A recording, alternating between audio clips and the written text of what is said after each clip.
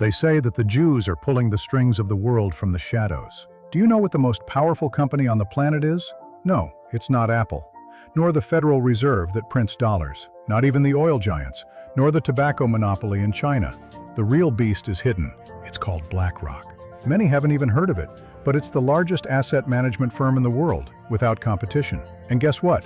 It's 8 founders, all Jews. BlackRock has fingers in everything. It controls a large part of Ukraine's state assets.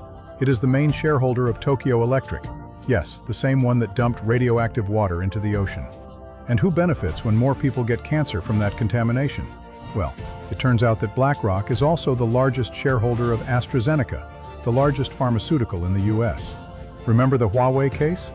The data was sold to HSBC, whose largest owner is BlackRock again. And just in case, it's also the main shareholder of Lockheed Martin, the world's largest arms manufacturer.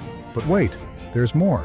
The second largest asset management firm is Vanguard, who controls Apple, Microsoft, Google, Twitter, Intel, Pepsi, JP Morgan. Well, yes, Vanguard. And now comes the best part. Who is the largest shareholder of Vanguard?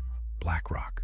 Look, there's a fact that few know. Of all the ethnicities in the world, only the Chinese have never persecuted or killed Jews.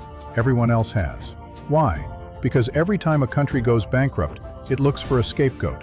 And since the money always ends up in Jewish hands, they blame them, throw them out, and keep their wealth. But how did they accumulate so much power? Let me tell you a real story that will leave you frozen. In Las Vegas, there was a taxi driver named Carlos. From his 30s, he was in his car, working sun up to sundown. One day, after a bad investment, he ended up with $400,000 in debt, totally sunk. Until one day, a Jewish passenger got in. Carlos, being a good conversationalist, told him his misfortune. The guy asked him, "How much do you earn a day with the taxi?" "If I'm lucky and I get long trips to the airport, maybe $200. If not, less." Then the Jew told him, very calmly, "I can make you earn more than $2,000 a day. Do you believe me?" Carlos thought, "This guy is crazy." But the man continued, "Imagine all your trips were to the airport. 10 trips a day, more than $1,000, easy." "But I can't choose my passengers," said Carlos. "Of course you can. Go to the luxury hotels. Talk to the doorman and the concierge. Tell them, 'Hey brother, every time you have a client going to the airport, send them to me. I'll give you 20% of the fare.' Do you think they'll say no? It's extra cash." Carlos lit up, but then got sad again. "But not even sleeping could I handle so many trips." The Jew smiled. "The real rich don't work. They make others work for them.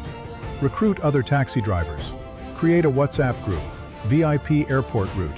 You get the clients, distribute the trips to them, and keep 30%. They earn more, you earn more. Everyone happy." A month later, Carlos was already billing $2,000 daily. And he understood something key. The rich don't solve problems. They change the game so the problem disappears. That's why a poor person despairs with 50,000 in debt, and a rich person sleeps peacefully with 50 million in loans. Do you know why? Because a dog always chooses the bone before the money. Because it doesn't know that with that money, it can buy 1,000 bones. This reasoning is too powerful. That's why wealthy families teach their children from a young age to understand human nature and strategies, while ordinary families only enroll their children in countless tutoring classes to learn various skills. Even if the child dances very well, it only serves to entertain the rich. Even with excellent grades, in the end, they might end up working a 9-9-6 schedule, selling their life for rich bosses. Therefore, don't just teach your children to be obedient and hardworking. If I could go back to accompanying my child in elementary school, I definitely wouldn't enroll him in piano, dance, or drawing classes. For children from ordinary families, cultivating the ability to relate to others is what truly ensures a smooth life. If you want to raise children with strategies and who know how to act in the world, I suggest parents have their children read before age 16. Children who have read this book become particularly astute and insightful. Just put the book on the table, and they will pick it up and read it themselves. After reading this book, when the child is wrongly accused, they will know what to do. When there are conflicts with friends, they will know to ask the teacher for help and solve the problem effectively. This set of books uses comics to teach children principles of conduct and improve their emotional intelligence. The lessons and stories in it are enough to sustain them until university. They are life wisdoms that many people only understand after stumbling and suffering losses. Being astute is not a weapon to hurt others, but wisdom to protect oneself and handle relationships properly. Each chapter has comics and real cases. Have your child read Teach Children to Understand the World. Learn strategies, broaden their horizons, and avoid detours in life. Don't wait for your child to hit the south wall to give them this set of comics. Teach children to understand the world.